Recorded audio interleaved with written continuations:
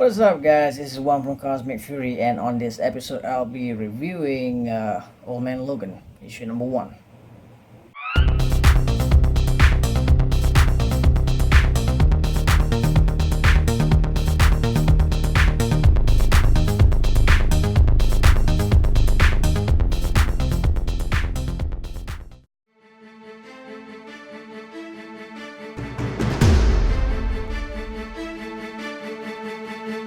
Alright, what is up, guys? Again, this episode will be, we'll be reviewing once again another tie-in to the Secret Wars, and among all the pocket universes in Battle World, this one resides around the time of Old Man Logan, which in the early publications would be around like the Wolverine series between I think issue 66 to 72. I think that was around like 2008. So yeah, they're gonna be this new debut is part of the Secret Wars like tie-in, and man, I gotta say this issue number one, right off the bat, I am telling you, I fucking love this issue number one of Old Man Logan. Like, all right, let's get to it. Okay, before we go forward, there's gonna be a lot of spoilers. So if you're not into the spoilers, please look away right now. But then, if you are together with this, man, let's start this, man. So yeah, the stuff is written by Brian Michael Bendis, and the artist is Andrea Sorrentino. Their work in this Old Man Logan, oh man, I freaking fucking love it, because it has that I love the stuff that was done in I Vampire and the All American Western in for DC. So that kind of like style, the art style, that dystopian kind of like drawing and feel, I freaking love it. I freaking love it. So the premise is so this dystopian state has been, all the superheroes and whatnot have been battling the villains, and basically the heroes are no more. There's no more heroes like flying about. What's left is only souvenirs of what that's the only thing that represents what was the past. Basically, there are no heroes. What roaming around is like gangs, new villains and stuff. That's about it. And then the only hero left is basically Wolverine, which is now called Old Man Logan, because it sets in like 50 years into the future. In this point, if you were able to read the old publication, you know that basically Wolverine, he just wants to retire and like protect his family, and that's about it. He doesn't want to be involved in the superhero business. But in the sad truth is that he was manipulated by Mysterio, and he kind of like killed the X-Men, and that did a lot of like mental harm to himself. So when the Hulk clan, so called, has been roaming around doing all sort of crazy stuff, he kind of like killed his family. So because of that event, it made Wolverine, like, okay, fuck it, I'm gonna get out of retirement, I'm gonna beat the shit out of anybody who does injustice to anybody else. So that's what he does. And it's a sad thing, for Old Man Logan to see his wife and child getting murdered, and so he hunted down the Hulk clan who kind of like murdered his family, and the remaining survivor of the Hulk clan was a very young baby Hulk. So he took that baby in and basically like kind of like raised that baby on his own. But in issue number one, that baby is still a small child, still a baby and hasn't grown up yet. Eats about just about everything he gives it. So, like, okay, moving forward, like by this time in issue number one, Wolverine is out of retirement and he's like doing the his superhero thing, but he's not donning the costume and stuff. He's going around in this very Western cowboy kind of hat and stuff, really like dystopian, like cowboy look to Wolverine. It sets up in a bar, a bunch of like gangs, in wearing this Daredevil costume. I think it's kind of like a Daredevil gang or something, but it has nothing to do with being a superhero. I mean, Daredevil is a superhero for good, but the gang just wears his costume because it looks cool. And there was this guy who had the gladiator tattoo on his chest. I mean, the Gladiator that we know in the Marvel universe is, you know, definitely a big shot. You know, like the kind of like a Superman archetype. But I don't know, probably he's dead in his Old Man Logan universe. So yeah, he's wearing a lot of like chains and stuff, and he's like this wearing this Iron Man helmet, and he's like the gang leader basically, and he calls himself Gladiator for the most part. So when one of his gang members mentioned that he heard this rumor that a guy um, like doing stuff, you know, killing some people in on the land, and Gladiator just wants to know like who is he talking about basically. And then one guy replies back, it could be him, and that guy happens to be Old Man Logan, which is like freaking cool. For it doesn't really need much of an introduction. It just, you know, like introduce himself and pours beers on the guy's head. That's where the fight breaks out, and Wolverine just kicks everybody's ass. You know, like he gets shots at. You know, he still has his healing power even though he's old, but he still has that metal claws. So he's killing and shredding everybody. The amount of violence from panel to panel, cuts flying around, eyeballs flying around, feet with sneakers flying around. You know, the amount of violence. I freaking love it.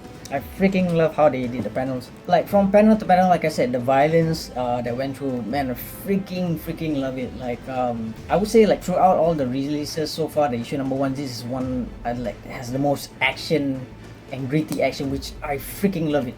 You know, like it makes my heart like finally something that feeds me, you know, like my, you know, my wants and needs in a comic panel. So yeah, like I said, Logan is going through these guys like bang as a mash. They couldn't stand a chance, and so he gets to this last guy, and Logan just asks this guy, you know, like you guys wearing this uniform, do you even know who it was? Basically, like he says like, you're wearing this uniform, do you know who it was? And this gang member just says he doesn't know. He just like, you know, he feels that it was cool wearing this uniform. And then it was like, it kind of, I don't know, personally it just felt in the feels, you know, like if you are wearing that uniform, you better hell know who the hell that person was, because, you know, Daredevil is a good friend with Wolverine, and it really hits Logan for Daredevil to be represented in that way. And just before he answers that question, you know, like the guy says he doesn't know, and then immediately after that, the guy just like gets stabbed multiple times and die.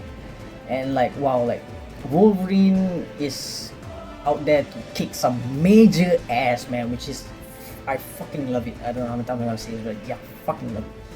And so basically it is revealed that Wolverine is kind of like trying to liberate some because there was child kidnapping going on, and basically Logan is there to liberate all these like, you know, enslaved children, and the gang was part of the operation ring, and he basically sorted everybody. So the group of children are now freed. So basically the children kind of like ask Logan like, what are we gonna do now? So Logan just says, you know, like start fresh, you know, start anew. You got a new life ahead. You are free and you can do whatever you want now. And just when he was about to eat his chewing gum, he got shot in the face. Like Logan just, but the bullet just like came off his face, like because he still has the adamantium skeleton in him, so the bullet just bounces off his face. But he does bleed though. And it was revealed that he was shot by a small kid, and that kid is actually the child and the son of Gladiator who was slaughtered early on. Logan tells him, you know, like I did you a favor, like, you know, I did you a favor. You might not understand it now, but when you grow up, you probably will understand why I did what I did. And but if you wanna be angry, still be angry about it, go ahead. You know, if you find the right time and you wanna find me, find me. We'll settle it. Then it was like wow, man, that's deep. So now there's a bunch of crowd gathering in front of Logan. They're kind of like confused because probably that town has been, you know, like have been in control by the gang for like I don't know how many years, and finally the gang is dead and everybody's free. So Logan just yells at them, you know, you're all free. You can build and rebuild and do whatever you want. You know, make a make your lives worth living. He just tells the town folks, like, he's old enough to remember that this place used to be something, and like I'm gonna go now, and you better make a useful thing and make use of your freedom now to rebuild and stuff, but if I come back and you don't do anything worthwhile with your lives, I'm gonna burn it down and make sure that another person will come in who just rebuild after you. Like this is like that panel itself, that page itself is like so fucking badass. It's telling a lesson, like you better fucking do your lives proper, and make your lives worthwhile. And if not, I'm gonna fucking come back and kick your ass and make sure you don't do anything about it. I'm gonna fucking kick your ass and you're just gonna regret, and somebody's gonna take over you, and you're gonna be nothing more than just a memory. Like, man, it is so, I fucking love that panel. So he rides off and he's on the way back to his house, and then along the way he finds this Ultron head on the ground, which is kind of like an obscure thing. There's like a lot of canyons, desert, and whatnot, and then this Ultron head on the floor. So he picks it up. He's confused. He's trying to find some answers, like to why an Ultron head is like so far away. Like if you were to read Secret Wars, they have these minions of, like, they got these the zombies, and then they have Ultron, and they're like beyond the wall. And for that Ultron head to be so far away to like land on his on this Old Man Logan's pocket universe, which is pretty far away, makes him question on some stuff. So he gets back, and then he gets to the baby Hulk, for what it seems to be the daughter of Luke Cage, who's all grown up. He just tells Luke Cage's daughter, like, you guys really look like his dead family, fortunately. So yeah, it's kind of like just before he goes, he tells her that don't worry about it, because he has to find answers to why the Ultron head is where it is and why he's found it, because there's certain things he needs to be, he needs answers for. So he immediately just travels out, and then he goes to town, like this place called Hammer Falls, and he just passed by this Thor hammer which is on the ground, which I don't know if it's just souvenir or it's an actual Thor hammer that nobody seems to be able to pick up. But yeah, it has the same engraving to the stuff that was on Mjolnir. So eventually he travels to town in Hammer Falls, and then he meets up with Emma Frost. Like they had a conversation, like finding answers and whatnot. And it is revealed that Emma Frost is on the verge of dying, because she was gravely injured in one of the earliest skirmishes when she was in town. Eventually she passes on, and the next thing that happens that I find it like, I don't know, I just freaking find it like badass. Like, he travels to the wall, basically the wall that separates from one pocket universe to the other pocket universe. And the next thing he does is that he looks up, he brings out his claws, and he just climbs that wall, that very tall wall, just to seek answers. I find it like, man, this character development, he will eventually, I don't know, I really hope he's gonna be a wild card or something, because Old Man Logan, he is kicking so much ass. And then right there I realized that maybe I miss him. Maybe I miss Wolverine. Like, after the death of Wolverine, like, me and the guys were talking about, there was an episode which we covered about it, like it was set in the mindset of like the rest of us, like, after the death of Wolverine, even despite of the like Wolverine's like releases, whatnot, me and the guys, we didn't like really pay attention to those releases. Like Wolverine kind of like basically just ended in the death of the Wolverine storyline, and that was it. Wolverine wasn't in any part of the Avengers or anything. He stopped. And then when Old Man Logan came out, when I read it, I think at the end of it I realized that I think that's how much I miss him.